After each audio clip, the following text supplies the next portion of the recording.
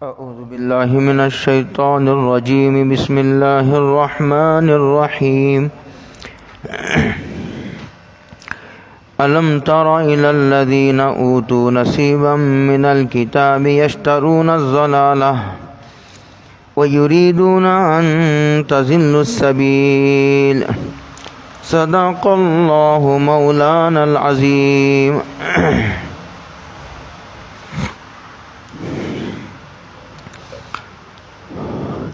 اس سے پہلے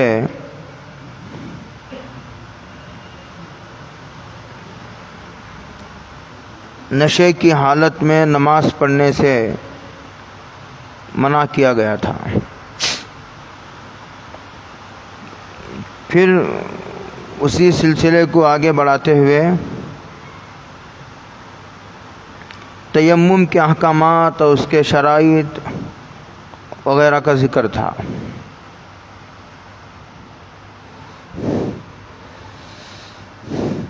اور اس سے پہلے یہودیوں کی برائیوں کا ذکر تھا۔ قرآن کریم یہودیوں کی، اہل کتاب کی برائیوں کو، ان کی قباحتوں کو بڑی تفصیل سے ذکر کرتا ہے۔ اس لیے ذکر کرتا ہے تاکہ ان کی برائیوں سے آدمی اپنے آپ کو اور اپنے دامن کو ملوث ہونے سے بچا سکے۔ پتہ چلے گا آدمی کو یہ برائی ہے، یہ گناہ ہے، یہ معصیت ہے، یہ بری عادت ہے، تبھی آدمی اس سے اپنے دامن کو بچا سکتا ہے اور اس سے بچنے کے اسباب اختیار کر سکتا ہے۔ اسی لیے سرور کونین حضرت محمد مصطفیٰ صلی اللہ علیہ وسلم نے ارشاد فرمایا کہ خالف الیہود والنصارى، یہود و نصارہ کی مخالفت کرو، غیر المغضوب علیہم ولا الضالین کی وہ تفسیر جو حدیثوں میں آئی ہے، منصوص تفسیر یہود و نصارہ سے آئی ہے، اس پر بڑا تفصیل سے کلام ہوا ہے۔ یہاں اللہ کہتے ہیں کیا آپ نہیں دیکھتے ان لوگوں کو اوتو نصیبا من الکتاب، جن کو کتاب کا کچھ حصہ دیا گیا تھا۔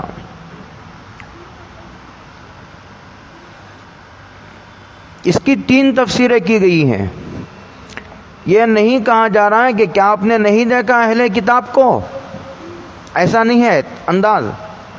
اس وقت انداز یہ ہے آیت کا کہ آپ نے نہیں دیکھا ان لوگوں کو جن کو کتاب کا کچھ حصہ عطا کیا گیا ہے۔ بنی اسرائیل میں 104 کتابیں نازل ہوئی۔ کتنی؟ 104۔ اس میں 4 مشہور ہیں، 3 مشہور ہیں، توریت، زبور، انجیل۔ کہتے ہیں ان کو یہ کتابیں دی گئی، نازل تو 104 ہوئی، وہ تو باقی نہیں رہی۔ ان 104 میں سے ان 3 کتابوں کو، اہل کتاب میں سے ان کو، یہ 3 کتابوں کو قرآن نے کہا کہ ان کو کچھ حصہ دیا گیا ہے کتاب کا۔ الکتاب جنس ہے، یعنی 104 کتابیں جو بنی اسرائیل میں نازل ہوئی، اس کا کچھ حصہ یعنی 3 کتابیں، 3 کتابوں کے علم کو دیا گیا ہے۔ اس کی دوسری تفسیر یہ ہے، اس کی دوسری تفسیر یہ ہے کہ آپ نے نہیں دیکھا ان لوگوں کو جن کو ہم نے کتاب کا کچھ حصہ عطا کیا ہے۔ کہتے ہیں کہ اس سے مراد توریت ہے، توریت کا وہ حصہ جو حضرت محمد مصطفیٰ صلی اللہ علیہ وسلم کی خوبیوں اور بشارتوں سے متعلق تھا۔ یہود اس کو نہیں مانتے تھے، تو کہاں یہ پوری توریت کو تو نہیں مانتے۔ اب اس صورت میں الکتاب سے مراد توریت ہے۔ توریت، پوری توریت کو نہیں مانتے، توریت کے اس حصے کو نہیں مانتے جو حضرت محمد الرسول اللہ صلی اللہ علیہ وسلم کی خوبیوں اور حضور کے کمالات اور حضور کے تعلق سے جو پیشن گوئیاں اور بشارتوں سے متعلق جو مضامین ہیں اسے نہیں مانتے۔ اس کا مطلب یہ ہوا کہ ان کو توریت کا بھی کچھ حصہ عطا کیا گیا ہے۔ یہ دوسری تفسیر ہے تیسری تفسیر یہ ہے کہ ان کو پوری توریت دی گئی لیکن علم کی حد تک، معلومات کی حد تک ان کو توریت سے حصہ ملا ہے، عمل کا حصہ نہیں ملا، اس لیے کہ قرآن علم کے اس حصے کو جس پر عمل نہ ہو اسے علم ہی نہیں مانتا. یہ سمجھنے کی بات ہے. علم کا وہ حصہ جس پر آدمی کو عمل کی توفیق نہ ہو، علم کے حصے کو کہو یا معلومات کے اس حصے کو، قرآن اور شریعت کی زبان میں اسے علم نہیں کہا جاتا. تو الم تر الی الذین اوتوا نصیبا من الکتاب، کیا آپ نہیں دیکھتے ان لوگوں کو جن کو کتاب کا کچھ حصہ عطا کیا گیا ہے، یشترون الضلالۃ، کہ وہ انہوں نے گمراہی خرید لی ہے، یہ گمراہی خریدتے ہیں، اہل کتاب ہو کر گمراہی خرید رہے ہیں. علم کا تو تقاضا یہ تھا کہ ہدایت پر آ جاتے، علم کا تقاضا یہ تھا کہ ہدایت پر آتے، لیکن انہوں نے پڑھ کر، توریت کو پڑھ کر انہوں نے ہدایت کے مقابلے میں گمراہی کو ترجیح دی ہے، اور ہدایت کے مقابلے میں انہوں نے گمراہی کو اختیار کر رکھا ہے، گمراہی کے راستے پر چلنے کو ترجیح دی ہے. یشترون الضلالۃ، ہدایت کے لیے علم کافی نہیں ہے، ہدایت کے لیے ہدایت حاصل کرنے کی نیت ضروری ہے. اسی لیے قرآن نے ایک جگہ کہا کہ یہدی بہ کثیرا یضل بہ کثیرا ویہدی بہ کثیرا، یہ وہ اللہ کی کتاب ہے کہ اس کے ذریعے سے مخلوق کا ایک بہت بڑا حصہ اس سے ہدایت پاتا ہے، وہیں پر یہی کتاب بہت سارے لوگوں کے گمراہی کا سبب بھی بنتی ہے، اس لیے کہ انہوں نے اس کے مضامین پر عمل کرنے اور اس کے مضامین کو قبول کرنے کی نیت نہیں کی ہے. جی دوسرا، اس سے یہ پتہ چلا کہ علم کے تقاضوں کو پامال کرنا یہ یہودیت ہے. بولو، علم کے تقاضوں کو پامال کرنا کیا ہے؟ یہ یہودیت ہے، یہودیوں کا طریقہ و شیوا ہے. اسی لیے قرآن کریم نے اسی کو کہا کہ یہ جو نبی کا انکار کرتے ہیں یہ غلط فہمی کی وجہ سے کہ نبی سمجھ میں ہی نہیں آ رہا، اس وجہ سے نہیں. الذین یعرفونہ کما یعرفون ابناءہم، یہ نبی کو اتنی اچھی طرح پہچانتے ہیں کہ ایک میدان میں 100 بچے کھیل رہے ہوں، اس میں سے آدمی اپنے بچے کو آسانی سے پہچان لیتا ہے. 1000 بچے کھیل رہے ہیں، 1,00,000 بچے کھیل رہے ہوں، باپ اپنے بچے کو بڑی آسانی سے پہچان لیتا ہے، کہیں اس سے بھی اچھی طرح وہ نبی کو پہچانتے ہیں. لیکن ان کے نبی کا انکار کرنے کی وجہ غلط فہمی نہیں ہے کہ ان کو جو ہے وہ یہ غلط فہمی کا شکار ہو گئے ہوں، کم فہمی کا شکار ہو گئے ہوں، ان کو کوئی اعتراض ہو نہیں. یہ اچھی طرح جانتے ہیں کہ یہ نبی ہے اور توریت میں ان کے متعلق پیشین گوئیاں ہیں، لیکن اس کے باوجود جان بوجھ کر یہ نبی کے انکار، ان کی مخالفت پر تلے ہوئے ہیں. یشترون الضلالۃ، یہ کہتے ہیں.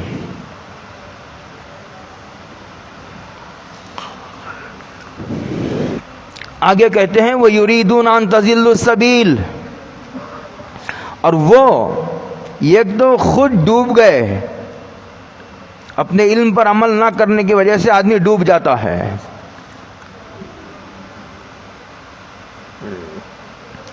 اور دوسرا وہ یہ چاہتے ہیں کہ تم بھی راہ راست سے ہٹ جاؤ، تم بھی گمراہ ہو جاؤ. ان کی یہ تمنا ہے، ان کے یہ ارادے ہیں. اور اللہ آگے کہتے ہیں واللہ عالم باعدائکم، اور اللہ تعالیٰ تمہارے دشمنوں کو بہت اچھی طرح جانتا ہے.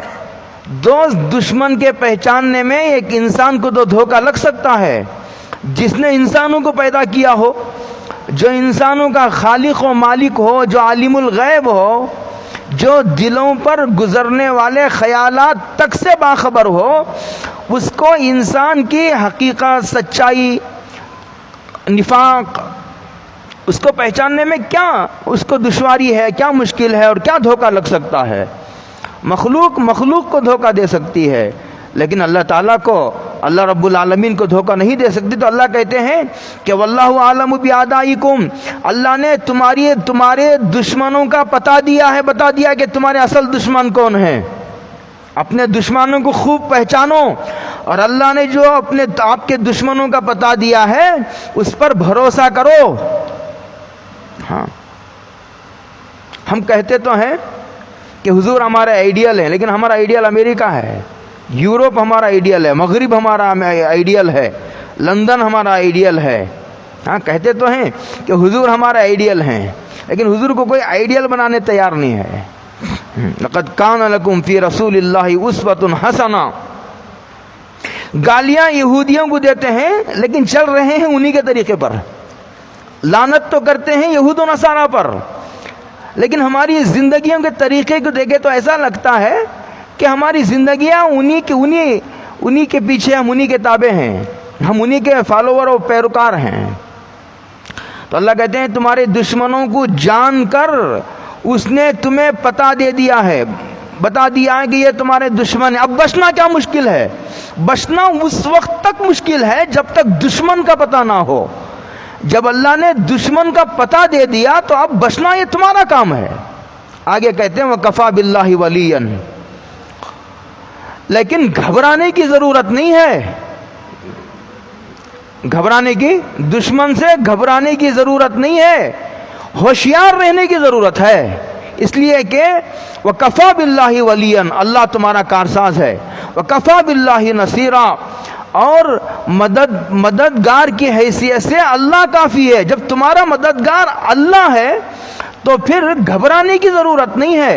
ہاں، ہوشیار رہنے کی ضرورت ہے. دشمن سے ایک لمحے کے لیے غافل ہونے کا موقع نہیں ہے، بے فکر ہونے کا موقع نہیں ہے. یہ ہے اس کا مضمون.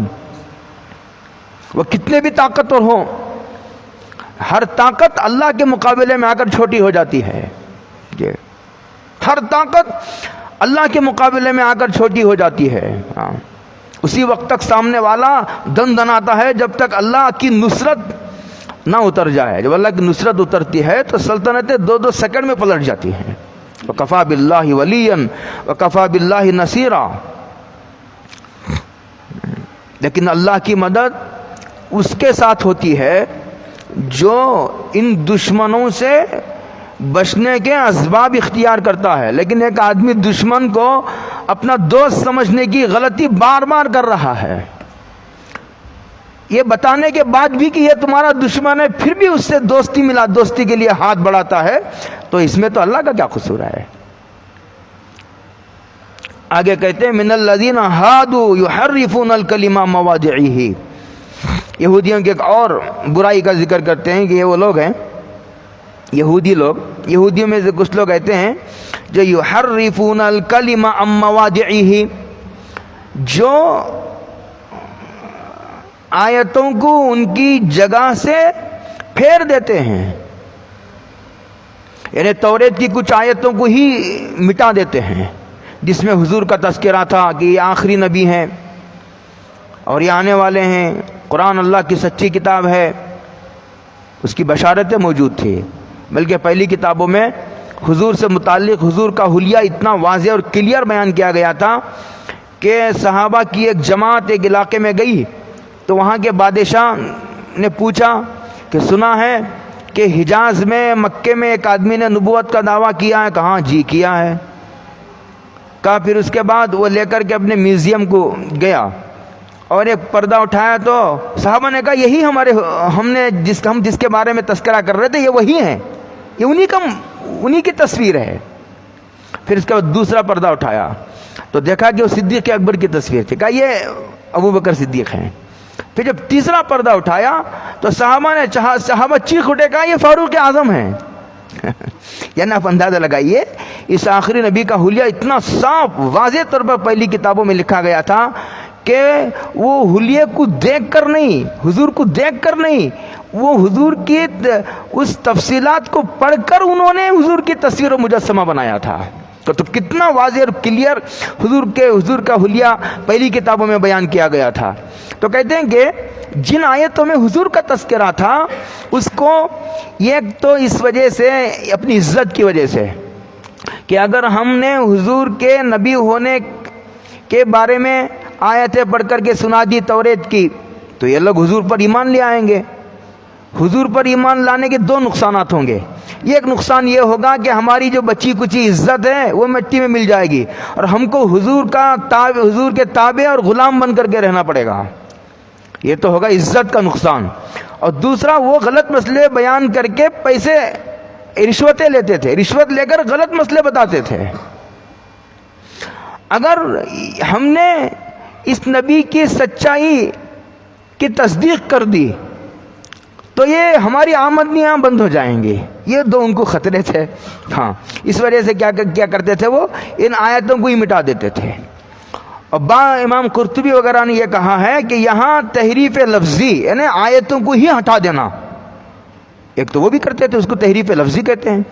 بعض کہتے ہیں کہ آیتیں موجود ہوتی تھی لیکن اس کے مفہوم کو اس کی غلط مراد بتاتے تھے, اس کو کہتے ہیں تحریف معنوی. ہاں, تو کہتے ہیں یحرفون الکلم عن مواضعہ ویقولون. ایک تو یہ ہو گیا تھا ایک برائی. دوسری برائی کیا, جب حضور کے مجلس میں حاضر ہوتے تھے ویقولون کہتے تھے سمعنا, حضور بیان کرتے تھے تو کہتے تھے سمعنا, ہم نے سن لیا, اور دل میں کہتے تھے وعصینا, ہم نہیں مانتے. زبان سے تو کہتے تھے ہم نے سن لیا آپ کی بات, اور دل میں کہتے تھے وعصینا, ہم نہیں مانتے تمہاری بات, تمہاری بات کو ہم قبول نہیں کرتے. یعنی تو مجلس میں تو کہتے تھے ہم سنتے ہیں قبول کرتے ہیں, اور مجلس سے جا کر کے باہر کہتے تھے ہم نہیں مانتے ہم نہیں سنتے کہتے تھے. دوسری برائی یہ کہہ کر قرآن یہ کہہ رہا ہے کہ کہیں ہمارا معاملہ بھی ایسا تو نہیں ہے, ہمارا معاملہ کہیں ایسا نہیں ہے کہ ہم کہتے ہوں ہم سنتے ہیں اور دل ہمارا مطمئن نہیں ہے اللہ کے احکامات پر. کسی نہ کسی حکم پر اللہ کے ہمارا دل جو ہے وہ بے اطمینانی کا شکار ہے, اندر سے اعتراض ہے, خلجانات ہیں, شبہات ہیں.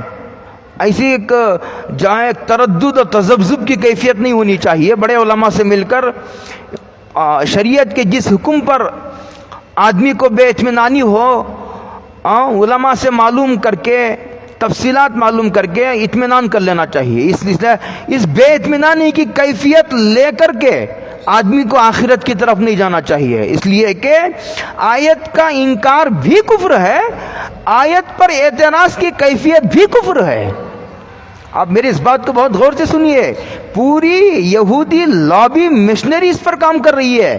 ان کو اچھا اندازہ ہے کہ مسلمان قرآن کا انکار تو نہیں کرے گا, لیکن ہمارا جو مشن ہے, ہماری کوششوں کے نتیجے میں قرآن و حدیث کے تعلق سے جو ہے ایک تذبذب کی کیفیت میں مبتلا ہو جائے گا, شبہات میں مبتلا ہو جائے گا. ارے یہ کہہ رہے ہیں ایسا کہیں ایسا تو نہیں ہے, یہ کیفیت بھی کفر ہے. ہاں, اس لیے کہ اللہ کا کلام ہے, اس میں شبہ کی کوئی گنجائش نہیں ہے. تو یہ وَيَقُولُونَ سَمِعْنَا وَعَصَيْنَا. اور تیسری کہتے ہیں وَاسْمَعْ غَيْرَ مُسْمَعْ. یہ اصل میں اس کا جو ظاہر ہے وہ دیکھیے ایک دعائیہ جملہ ہے یہ کہ آپ سنائیے ہم کو, آپ یعنی اس کا مطلب ہے کہ آپ سنیے. غیر مسمع کا مطلب یہ ہے کہ کوئی تکلیف دینے والی بات آپ کے کانوں میں نہ پڑے. یعنی اللہ آپ کو ایسی عزت, اللہ آپ کو ایسا غلبہ عطا کرے کہ کوئی آدمی آپ کی برائی کرنے والا نہ رہے. جب برائی کرنے والا ہی نہ رہے تو پھر وہ کانوں تک کیسے پہنچے گی؟ برائی کرنے والا ہی نہیں ہے, کانوں تک اس وقت پہنچے گی آواز جب برائی کرنے والا موجود ہو. جب اللہ حضور کو ایسا غلبہ عطا فرمائیں گے کہ کوئی برائی کرنے والا ہی نہ رہے تو پھر وہ برائی کی آواز کانوں تک پہنچنے کا سوال ہی نہیں پیدا ہوتا. تو بظاہر اس جملے کا مطلب یہ ہے کہ یہ دعائیہ جملہ ہے, لیکن اس کا مطلب یہ ہے کہ سنیے. غیر مسمع کا مطلب یہ ہے کہ اللہ تعالیٰ تم کو بہرا کر دے. ایک بد دعا ہے جی. یہ یہودی ایسے الفاظ استعمال کرتے تھے کہ جس کے کئی معنی آتے تھے. اچھا معنی چھوڑ کر برا معنی مراد لیتے تھے. اسی لیے ایسے الفاظ استعمال کرنے سے منع کیا گیا ہے. وسما غیر مسما. لیکن بد دعا دیکھیے یہ بد دعا کے الفاظ ہیں. اس کا ایک مطلب یہ ہے کہ یہ الفاظ بد دعا کے لیے استعمال ہوتے ہیں. لیکن ایک آدمی بد دعا دیتا ہے تو بد دعا قبول نہیں ہوتی. بد دعا ظالم کے حق میں قبول ہوتی ہے. ایک آدمی خام خواہ بد دعا دے رہا ہے, ایک آدمی خام خواہ بد دعا دے رہا ہے, سامنے والا ظالم نہیں ہے, تو اس کے حق میں بد دعا قبول نہیں ہوتی ہے. آگے چوتھی برائی کا ذکر کرتے ہیں, وراعنا. اور وہ حضور کے مجلس میں حاضر ہو کر یہ کہتے تھے وراعنا. اس کا مطلب یہ ہے کہ آپ ہماری رعایت کیجئے. ہماری رعایت میں آپ جو بول رہے تھے اسے دوبارہ بولیے. اس کا ظاہری مطلب ہے. لیکن وہ کہتے ہیں لیم بالسنتہم. زبان کو مروڑ کر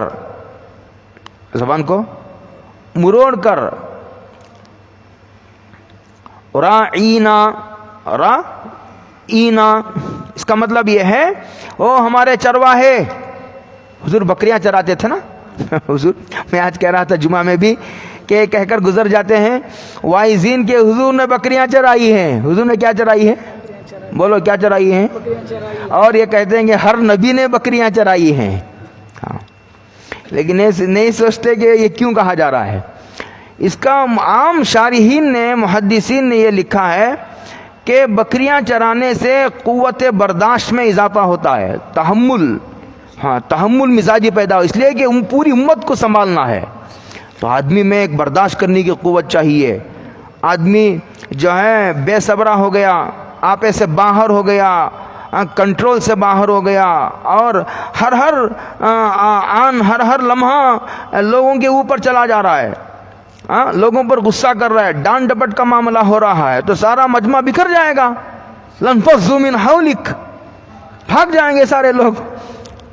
چاہیے تو بکریاں چرا کر وہ ایک تحمل برداشت کرنے کی قوت کو پیدا کرنا تھا جی.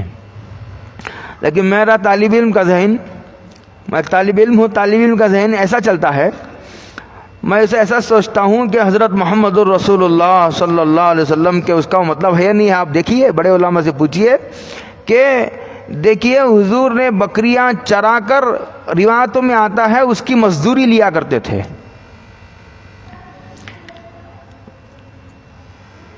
حدیث پاک میں ہے حضرت محمد الرسول اللہ صلی اللہ علیہ وسلم نے ارشاد فرمایا کسب الحلال فریضۃ.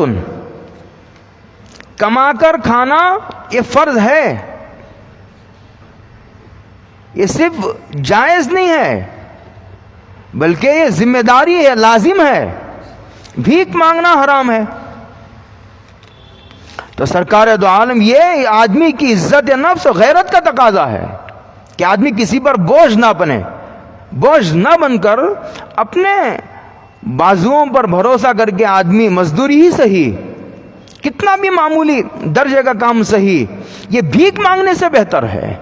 بکریاں چرانا ایک تو محنت مزدوری کر کے کمانا ہے ایک, اور دوسرا کتنا بھی چھوٹا کام, اس لیے کہ بکریاں چرانا کوئی بہت بڑا کام نہیں ہے, چھوٹا کام ہے, لیکن کتنا چھوٹا کام بھی ہو بھیک مانگنے سے بہتر ہے.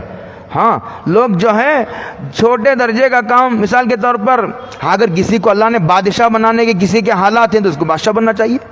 کسی آدمی کے کمپنی کے مالک بننے کے حالات ہیں تو وہ اونر بنے, وہ کسی کی غلامی نہ کرے, وہ خود کمپنی کا اونر بن سکتا ہے. ہاں اپنی صلاحیت سے چھوٹا کام کرنا یہ اپنی صلاحیتوں کی ناقدری کرنا ہے جی. یہ اور ایک بات اور بتاتا ہوں آپ کو پتہ کی, یہ جو چھوٹی چھوٹی مثال کے طور پر ایک آدمی کے پاس کچھ بھی نہیں ہے, اسے چائے بیچنے میں کیا شرم ہے؟ بھیک مانگنے سے تو بہتر ہے. ٹماٹر بیچنے میں کیا شرم کی بات ہے؟ بنڈی میں آلو ڈال کر آلو آلو آلو صبح سے شام تک بیچتا رہے گا. ایک ایک جملے پر عبادت, ایک ایک جملہ عبادت کی فہرست میں لکھا جائے گا. یہاں کھڑے ہو کر لوگ نماز پڑھ رہے ہوں گے اور وہ ٹماٹر بیچ رہا، لوگ سمجھ رہے ہیں ٹماٹر بیچ رہا، ٹماٹر نہیں بیچ رہا، اپنی عبادتوں میں اضافہ کر رہا ہے، اپنی نیکیوں میں اضافہ کر رہا ہے. اب یہ موقع نہیں ہے، وہ اس میں تفصیلات ہیں. تو میں یہ کہہ رہا تھا کہ جب آدمی میں تکبر آتا ہے تو وہ دین کو بھی نقصان پہنچاتا ہے، دنیا کو بھی نقصان پہنچاتا ہے. جس آدمی کے اندر تکبر ہوتا ہے وہ علم سے محروم ہوتا ہے، وہ نہیں آتا علماء کے پاس، بزرگوں کے پاس نہیں جاتا ہو، اس لیے کہ اس کا تکبر اسے روکتا ہے، کسی کے سامنے چھوٹا بننے سے روکتا ہے. اور دوسرا جس کے اندر تکبر ہوتا ہے وہ چھوٹا کاروبار کرنے سے بھی رکتا ہے، دنیا میں بھی نقصان پہنچاتا ہے. بات بہت دور نکل گئی. وراعنا، تو یہودی یہ کہتے تھے وراعنا، ہماری رعایت کیجئے، لیکن اپنی زبان کو مروڑ کر کہتے تھے وراعنا، او ہمارے چرواہے. یہ تحقیر کے لیے، حقارت کے طور پر کہتے تھے. اور دوسرا اس کا یہودیوں کی زبان میں وراعنا کا مطلب آتا ہے، عربی زبان میں تو اس کا مطلب ہے ہماری رعایت کیجئے، ہم کو ذرا جو آپ نے بیان کیا دوبارہ بیان کیجئے ہماری رعایت میں، ہمارے لحاظ میں مطلب. لیکن یہودیوں کی زبان میں اس کا مطلب احمق، بیوقوف کے آتے ہیں. اللہ اکبر، بتائیے کیسی کیسی گستاخیاں ہیں. صلی اللہ علیہ وسلم نبی کی شان میں گستاخی کفر ہے. جی، کسی ولی کے شان میں گستاخی کرنے سے آدمی کافر نہیں ہوتا. صحابی کے شان میں گستاخی کرنے سے آدمی کافر تو نہیں ہوتا، لیکن کفر کے خطرے پیدا ہو جاتے ہیں. جی، کفر کے خطرے پیدا ہو جاتے ہیں. لیکن نبی کے شان میں گستاخی کرتے ہی آدمی کافر ہو جاتا ہے. لَيَّمْ بِأَلْسِنَتِهِمْ، ایک تو یہ تھا، وَطَعْنًا فِي الدِّينِ، اور یہ اس طرح کے گول مول الفاظ استعمال کرتے تھے جس کے دو معنی آتے ہیں، اچھا معنی چھوڑ کر برے معنی مراد لیتے تھے. اور یہ ان کا یہ بھی تھا، اس طرح گستاخی کر کے یہ کہتے تھے دیکھو ہم حضور کا کیسا مذاق اڑا رہے ہیں، حضور کی جناب میں کیسی کیسی گستاخیاں کر رہے ہیں. اگر نبی ہوتے یہ تو ان کو پتہ چل جانا چاہیے تھا، لیکن نبی خاموش بیٹھے. یہ کہتے تھے وَطَعْنًا فِي الدِّينِ.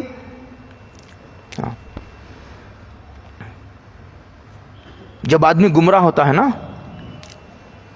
اس کے گمراہ ہونے کا احساس بھی ختم کر دیا جاتا ہے، اس کو پتہ بھی نہیں چلتا کہ میں گمراہ ہو چکا ہوں.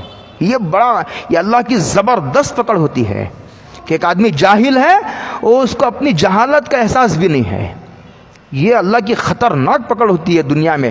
یہ گناہوں کی ایک بڑی سزا ہوتی ہے کہ آدمی گمراہ ہو چکا اور اسے احساس ہی نہیں کہ میں گمراہ ہو چکا ہوں. بتائیے، وَطَعْنًا فِي الدِّينِ کہتے ہیں اللہ تعالیٰ آگے یہ سب برائیاں ذکر کر کے کہتے ہیں کہ تم ایسے الفاظ استعمال مت کرو. وَلَوْ أَنَّهُمْ قَالُوا سَمِعْنَا وَأَطَعْنَا، اگر یہ لوگ سمعنا وعصینا کہنے کے بجائے سمعنا وأطعنا کہتے ہیں،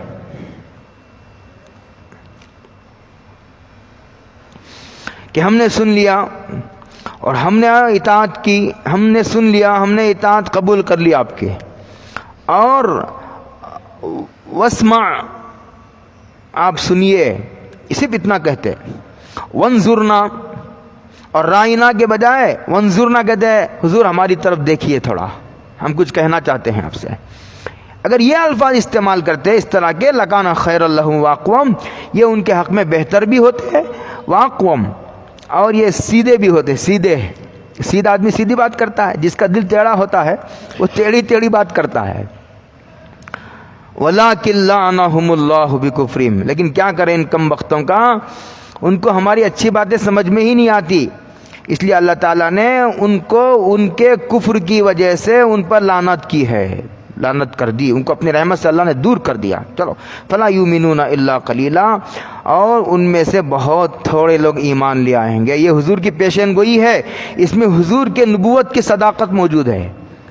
ایک دیکھیں نبی امی ہے جس نے کہیں کچھ نہیں پڑھا اور اپنے مخالفوں کے درمیان کھڑے ہو کر اتنی قوت کے ساتھ پیشین گوئی کر رہا ہے کہ ان میں سے چند لوگوں کے علاوہ کوئی ایمان نہیں لائیں گے. مخالفت کا تقاضا یہ تھا کہ وہ یہ کہتے زبان سے ہی صحیح کہ ہم ایمان لے آئے، پورے کھڑے ہو جاتے ہیں، لیکن زبانی اعتبار سے بھی کسی نے یہ نہیں کہا کہ ہم کھڑے ہو. زبان سے بھی نہیں کہا. اگر زبان سے بھی کہہ دیتے تو کچھ بات ہوتی. تو فلا یؤمنون، لہذا چند لوگوں کے علاوہ اکا دکا، آج بھی اکا دکا، یہ آپ نے سنا نہیں ہوگا کہ یہودیوں کے اسلام قبول کیا ہو، اکا دکا کوئی.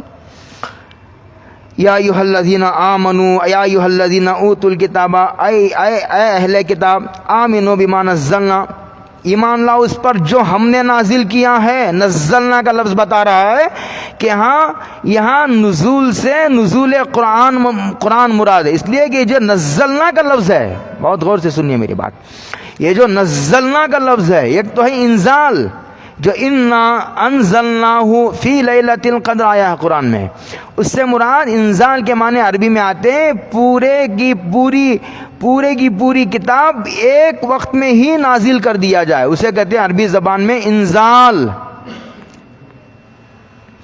لیکن نزلنا کہتے ہیں تھوڑا تھوڑا کر کے نازل کرنے کو.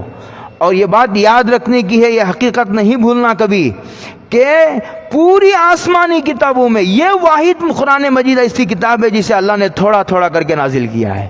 اس کا مطلب یہاں نزلنا سے قرآن مجید مراد ہے، اور اس سے وہ آیت کا مفہوم بھی سمجھ میں آ جائے گا جہاں قرآن کریم نے حفاظت کا وعدہ لیا. وہاں کہا انا نحن نزلنا الذکر، تحقیق کہ ہم نے الذکر کو نازل کیا، وہ لفظ استعمال ہوا ہے نزلنا. نزلنا الذکر، تو پتا چلا کہ صرف قرآن مجید کی حفاظت کا وعدہ ہے، دوسری آسمانی کتابوں کی حفاظت کا وعدہ ہی نہیں لیا اللہ، اس لیے باقی بھی نہیں رہی. کہ آمنوا بما نزلنا، ہم نے جو نازل کیا ہے اس پر ایمان لے آؤ. ایمان نہیں ہے تبھی تو ایمان لانے کا مطالبہ کیا جا رہا ہے.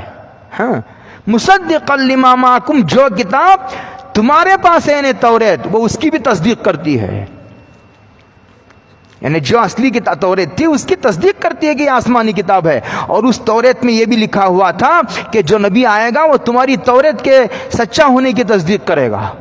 اسی لیے ذیل میں مولانا عبد المجید دریابادی نے کسی جگہ لکھا ہے کہ قرآن مجید کو نہ ماننا یہ در حقیقت توریت کو نہ ماننا ہے، اس لیے کہ قرآن مجید اللہ کی کتاب ہے، اس کو اللہ کی کتاب مانو. قرآن مجید پر ایمان لیا آؤ، یہ توریت میں تھا. قرآن مجید کو نہ ماننے کا مطلب توریت کی اس آیت کو نہیں ماننا ہے. اس کا مطلب یہ ہے کہ تم نے قرآن مجید کا انکار کر کے توریت کا بھی انکار کر دیا ہے اور تمہیں خبر بھی نہیں ہے. مصدقا لما معکم من قبل ان نطمس، ایک نبی دوسرے نبی کی تصدیق کرتا ہے، ایک کتاب دوسرے کتاب کی تصدیق کرتا ہے. ایسا نہیں ہے جیسے یہ الیکشن کی پارٹیاں ہیں، سیاسی پارٹیاں، ایک پارٹی دوسرے کی برائیاں کرتی ہے، وہ پارٹی اس کی برائیاں کرتی ہے. نبی ایسا نہیں ہوتا، تمام انبیاء کا ایک ہی مقصد ہوتا ہے. اور جب مقصد میں اتحاد ہوتا ہے تو پھر اس میں ایک آدمی دوسرے آدمی کی مخالفت وہاں کرتا ہے آدمی جب مقصد میں اختلاف پیدا ہو جاتا ہے. تو مقصد کے ایک ہوتے ہوئے مخالفت کا کوئی سوال ہی نہیں پیدا ہوتا. مصدقا لما معکم، اس سے پہلے کہ نطمس وجوہا، کہ تمہارے چہروں کو کان کو ہم مٹا دیں، فنردھا علی ادبارہا، اور یہ چہرے کو پیچھے کر دے اور یہ گدی کو سامنے لے آئے. کتنا خراب لگے گا؟ ایک تو چہرہ سامنے ہے، گدی کہاں ہے؟ پیچھے ہے. یہ گدی کو سامنے لے آئے، یہ چہرے کو پیچھے کر دے، اچھا لگے گا؟ ہم ایسا کر دیں گے. فنردھا علی ادبارہا او نلعنہم کما لعنا اصحاب السبت، یعنی تو ہم نے اصحاب السبت کہتے ہیں وہ یہودی جن کو ہفتے کے دن مچھلیاں پکڑنے سے منع کیا تھا، اور یہ کہا تھا کہ دیکھو تم ہفتے کے 7 دن مچھلیاں پکڑا کرو، ایک ہفتے کے دن نہیں، وہ عبادت کے لیے خاص ہے. انہوں نے کیا کیا؟ جمعہ کے دن ایک گڑھا کھود دیا اور سارے مچھلیاں آ کر کے ہفتے کے دن اس میں جمع ہو جاتی. اتوار کو پکڑ لیا، ایک بہانے سے انہوں نے مچھلیوں کا شکار شروع کر دیا. وہ کیا کیا؟ اللہ تعالیٰ نے ان کو مسخ کر دیا، بندر بنا دیا، کہ ہم اس طرح مسخ کر دیں گے. وکان امر اللہ مفعولا، اور اللہ تعالیٰ کا فیصلہ ہو کر رہے گا. یہ ان کو تنبیہ کی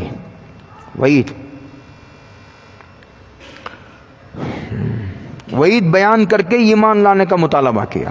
کرم ہے اللہ کا کہ ڈرا کر کے اور جب بچہ جو ہمدرد ہوتا ہے وہ ڈرا کر دھمکا کر بھائی کسی طرح مان لے، تمام اسباب اختیار کرتا ہے خیر خواہی کے. آگے کہتے ہیں ان اللہ لا یغفر ان یشرک بہ، بلا شبہ اللہ تعالیٰ نہیں معاف کرتے ان لوگوں کو جنہوں نے شرک کیا ہو. ویغفر، مشرک ہمیشہ کی جہنم میں، ہمیشہ جہنم میں رہے گا. شرک کو نہیں معاف کریں گے اللہ تعالیٰ. ہاں یعنی معاف نہیں کر سکتے ایسا نہیں ہے. اس مسئلے کو اچھی طرح سمجھ لیجئے. یہ ایک ہے اللہ تعالیٰ مشرک کو معاف کرنا چاہے تو معاف نہیں کر سکتے، مجبور ہیں اللہ تعالیٰ. ایسا نہیں، مجبوری کی وجہ سے نہیں، انہوں نے اپنا اختیاری فیصلہ سنایا ہے. اور اللہ وعدے کے خلاف نہیں فرماتے، اللہ وعدے کے خلاف نہیں فرماتے. کہتے ہیں کہ ہم مشرک کو جہنم میں ڈالیں گے. شرک اتنا ایک ہی شرک ایسا گناہ ہے جس کی معافی نہیں ہے. اگر کوئی آدمی حالت شرک میں مر گیا تو اس کو ہمیشہ جہنم میں رہنا ہے. اس کو اللہ تعالیٰ نہیں معاف فرمائیں گے. دنیا ہی میں اللہ نے اپنا فیصلہ سنا دیا ہے، اور اللہ تعالیٰ اپنے فیصلے اور وعدے کے خلاف نہیں فرماتے. ایسا نہیں کہ اللہ تعالیٰ مجبور ہیں، مجبوری کی وجہ سے نہیں. جیسے حضور نے فرمایا کہ انا خاتم النبیین لا نبی بعدی، کہ میں آخری نبی ہوں، میرے بعد کوئی نبی نہیں آنے والا ہے. حضور نے یہ کہا، حضور نے، اور جو بھی نبوت کا دعویٰ کرے گا وہ جھوٹا ہوگا. اس کا مطلب یہ نہیں کہ نبی کو بھیجنا چاہے تو اللہ نہیں بھیج سکتا، لیکن نہیں بھیجنے کا اللہ تعالیٰ نے فیصلہ سنایا ہے کہ ہم نہیں بھیجیں گے. اب مجبوری کی وجہ سے نہیں، اب ضرورت ہی باقی نہیں رہی اس لیے ہم نہیں بھیجیں گے. اب نہیں معاف فرمائیں گے شرک کرنے میں. وَيَغْفِرُ مَا دُونَ ذَلِكَ لِمَن يَشَاءُ. اور شرک کے علاوہ کتنا بڑا بھی گناہ ہو. میں نے آپ کو اس سے پہلے کہا تھا، سنایا ہے، اس سے پہلے میں نے کتاب کا حوالہ دیا تھا، الزواجر ان اقتراف الکبائر. یہ علامہ ابن حجر حیتمی کی کتاب، ان کو علامہ ابن حجر مکی بھی کہتے ہیں. اس میں 700 گناہوں کا ذکر ہے. کتنے؟ 700 گناہوں کا ذکر ہے. ایک تو علامہ ذہبی کے جس میں 70 گناہوں کا ذکر ہے. یہ عربی میں ہے، علامہ ابن حجر حیتمی کی علماء کے لیے عرض ہے. اس کا اردو میں ترجمہ بھی ہوا ہے، کسی نے اچھا ترجمہ کیا ہے. میرے پاس ہے، وہ PDF میں ہے، چھپتی بھی ہوں گی، دیکھ لیجئے کہ ملتی ہے کہ، لے کر پڑھیے. اور اس میں 700 گناہ ہیں. کیا گناہ ہیں؟ بڑی محققانہ کتاب ہے. اس کو دیکھ کر ان گناہوں سے اپنے آپ کو بچائیے. اس کے علاوہ جو بھی گناہ ہیں اللہ معاف، چھوٹا ہو یا بڑا، اللہ کو اختیار ہے. لیکن شرک کے بارے میں اللہ نے فیصلہ سنا دیا، ہم نہیں معاف کریں گے. سن لو، ہماری صفت غفار، ہم غفار بھی ہیں نا، ہم بہت معاف کرتے ہیں. اس بھروسے پر کہ اللہ غفور الرحیم ہے. شرک کرتے کرتے چلے نہ آنا آخرت کی طرف ہم نہیں معاف کرنے والے ہیں، یاد رکھ لو. یہی سنا دیا ہے ہم نے. اور شرک کے علاوہ کتنا بھی بڑا گناہ ہو اور کتنی مرتبہ بھی کیے ہوں، توبہ کیے ہوں یا توبہ نہ کیے ہوں، اللہ کو اختیار ہے. اللہ تعالیٰ معاف کر سکتے ہیں. ہاں، سزا دے کر معاف کرے یا بغیر سزا کی ہی معاف کر دے، ان کو اختیار رہے گا وہاں. وَمَن يُشْرِكْ بِاللَّهِ. اور جو آدمی اللہ کے ساتھ شرک کرتا ہے، ذات میں شریک کرے یا اللہ کی صفات میں کسی کو شریک کرے، فقد افترا اسما عظیما، تو وہ بہت بڑے گناہ کا مرتکب ہے. اتنا بڑا گناہ کہ اس سے بڑا کوئی گناہ نہیں ہے. شرک دنیا کی سب سے بڑی لعنت ہے. اللہ ہم سب کی حفاظت فرمائے. شرک یہ تفصیل کا موقع نہیں، یہ بیان نہیں ہے، میں تفصیل کر رہا ہوں. ورنہ شرک کی جتنی اقسام جو ہے وہ ہمارے علماء نے علم کلام کی کتابوں میں لکھا ہے، وہ بہت ایک تفصیل سے بیان کرنے کی چیز ہے عوام کے درمیان میں. ورنہ وما یؤمن اکثرهم باللہ الا وهم مشرکون، کہ ایمان لانے والوں کی اکثریت مشرک ہے. یہ قرآن کریم کا بیان ہے کسی نہ کسی درجے میں. ہاں، اس لیے ایک شرک کے موضوع کو بہت سنجیدگی سے، بہت تفصیل سے سمجھانے کی ضرورت ہے۔ فقد افترى اسما عظیما، تو اس میں اشارہ دیا ہے کہ یہودی شرک میں مبتلا ہیں، اس لیے کہ قرآن کریم ایک جگہ کہتا ہے کہ وقالت الیہود عزیر ابن اللہ، یہودی کہتے تھے کہ حضرت عزیر اللہ کے بیٹے ہیں، اللہ کا بیٹا بھی اللہ، خدا کا بیٹا خدا۔ وقالت النصارى المسیح ابن اللہ، اور عیسائی کہتے تھے حضرت عیسیٰ اللہ کے بیٹے ہیں، دونوں مشرک ہیں۔ کہتے ہیں شرک سے باز آؤ، توبہ کرو۔ آگے ایک اور بات ختم ہو گئی، الم تر الی الذین یزکون انفسہم، کیا تم نہیں دیکھتے ان کو؟ یعنی وہ یہودی یہ کہتے تھے ارے ہم جہنم میں، ارے ہم تو اللہ کے بیٹے ہیں، ہم تو اللہ کے محبوب ہیں، ارے ہم تو انبیاء کی اولاد ہیں، نبوت ہماری میراث ہے، نبوت ہزاروں سال سے ہمارے خاندانوں میں چلے آ رہے، بنی اسرائیل میں 4000 سے زیادہ نبی آئے، ہم کو کہتے ہیں جہنمی، کہ ہم جہنم میں جائیں گے؟ دیکھتے نہیں ان لوگوں کو، یزکون انفسہم، یہ اپنے آپ کو مقدس کہہ رہے ہیں، بل اللہ یزکی من یشاء، ہاں، اپنے آپ کو پاکیزہ ٹہرانا، اپنے آپ کو مقدس سمجھنا، یہ یہودیوں کا شیوا اور طریقہ ہے۔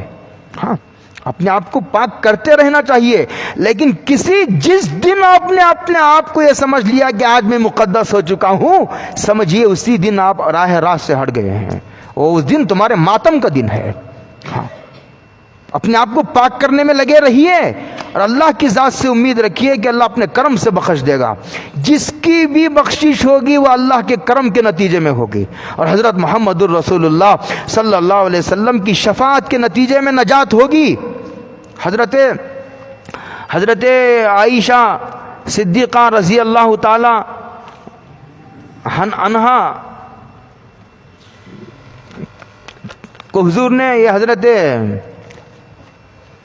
حضور کے پھوپھی ہیں، ان سے حضور نے فرمایا تھا کہ دیکھو اپنے عمل کے تم ذمہ دار ہو، اپنی فکر کر لو، کہیں تم یہ سوچ کر کے کہ میں تمہارے لیے سہارا بنوں گا، اگر تم نے کفر و شرک اختیار کیا نہیں تو صحابہ، تو پوچھنے والوں نے پوچھا حضور آپ بھی؟ اور یعنی یہ فرمایا کہ دیکھو عمل کرو، حضور نے یہ فرمایا تھا عمل کرو، اور پھر اللہ سے رحمت کی امید رکھو، اور میں بھی اللہ کی رحمت کا امیدوار ہوں، میں بھی اللہ کی رحمت کا امیدوار ہوں۔ اس کو فرمایا الم تر الی الذین یزکون انفسہم، کیا نہیں دیکھتے ان لوگوں کو جو اپنے آپ کو مقدس سمجھ رہے ہیں؟ قرآن کریم نے کہا فلا تزکوا انفسکم، اپنے آپ کو مقدس نہ سمجھو، ہاں پاک کرتے رہو، اپنے آپ کو پاکی صفائی کرتے رہو۔ اور اللہ کی رحمت سے حضرت عائشہ صدیقہ رضی اللہ تعالی عنہا نے کہا، ان سے کسی نے پوچھا اللہم حاسبنی حسابا یسیرا کا کیا مطلب ہے؟ حضرت عائشہ نے حضور سے پوچھا تھا، بخاری کی روایت ہے، حضرت عائشہ نے حضور سے پوچھا یہ حساباً یسیرا کا کیا مطلب ہے؟ تو حضور نے فرمایا کہ گزار دیا جائے گا، صفیں کھڑی ہوئی ہوں گی ایک ایک آدمی کو، اچھا چلو چلو چلو، اس طرح کیا جائے گا۔ اس کے بعد حضور نے فرمایا اگر کسی کو ٹھہرا کر کے ٹھہرو، تم اگر پوچھ لیا فلاں دن تم نے یہ کام کیا کیوں کیا تھا؟ حضرت عائشہ حضور فرماتے ہیں اگر اللہ نے فمن نوقش فقد عذبا، اگر اللہ نے سوال کرنا شروع کر دیا تو گیا کام سے، انبیاء گھٹنوں کے بل گر جائیں گے اللہ کی جلالت کے سامنے۔ ہاں، مقدس سمجھنے کا کوئی موقع نہیں ہے۔ ہاں، جو بھی مغفرت ہوگی وہ اللہ کی کرم کی بنیاد پر ہوگی۔ ہمارے ایک بنگلور کے شاعر ہیں، ان کا ایک شعر بہت خوب، ایک ان کا مصرع بہت پہلے پڑھا ہوا سنا ہوا کہ ہمارے علم و عمل کچھ نہ کام آئیں گے اگر نہ ہوگی شفاعت نبی کے صدقے میں، ہمارے علم و عمل کچھ نہ کام آئیں گے اگر نہ ہوگی شفاعت نبی کے صدقے میں۔ پھر ایک بار میں کہتا ہوں اپنے آپ کو مقدس سمجھنا یہ یہودیوں کے طریقے پر چلنا ہے، ہاں یہ یہودیوں کا شیوا ہے، یہ یہودیت ہے۔ بل اللہ یزکی من یشاء، اللہ جس کو چاہے مقدس بنا دے، ایمان و اسلام کی بنیاد پر، تقوی کی بنیاد پر، وہ تو وہیں پتہ چلے گا۔ اور اچھا دیکھو اعتبار انجام کا ہے، بولو، اور انجام کی خبر نہیں، اعتبار انجام کا ہے، اور انجام کی، جس کے انجام کی خبر نہ ہو اسے اترانے کا کوئی موقع ہے؟ اللہ ہم سب کی حفاظت فرمائے، حسن خاتمہ نصیب فرمائے۔ بل اللہ یزکی من یشاء، اور اللہ تعالیٰ جس کو چاہے مقدس بنا دے، اور جس کے چاہے مقدس ہونے کا اعلان فرما دے۔ جیسے انبیاء کے مقدس ہونے کا اعلان کر دیا، صحابہ کے جنتی ہونے کا اعلان کر دیا، اسے اختیار ہے جس کے جنتی ہونے کا اعلان کرے۔ ولا یظلمون فتیلا، اور اللہ تعالیٰ کہتے ہیں ولا یظلمون فتیلا، اور رتی برابر، ذرہ بھر، رتی بھر کسی پر بھی ظلم نہیں کیا جائے گا۔ جتنا گناہ ہوگا اتنی ہی سزا۔ ایسا نہیں کہ نیکیاں 10 کی تھی 9 لکھی گئیں، ایسا نہیں کہ گناہ چھوٹا کیا تھا بڑے گناہ کی سزا دی جا رہی، وہ رتی برابر جو ہے وہ اس پر ظلم نہیں کیا جائے گا۔ فتیلہ کہتے ہیں کھجور، دیکھیں کھجور کے اندر گٹلی ہوتی ہے، اس کے اوپر پتلا دھاگا ہوتا ہے، گٹلیوں کے بیچ میں ہوتا ہے، کہتے ہیں فتیل عربی میں اسے کہتے ہیں۔ اتنا بھی اللہ ظلم نہیں کرتے۔ ایک تعبیر ہے، یہ طرز تعبیر ہے یہ بتانے کے لیے کہ ذرہ برابر اللہ ظلم نہیں کرتے۔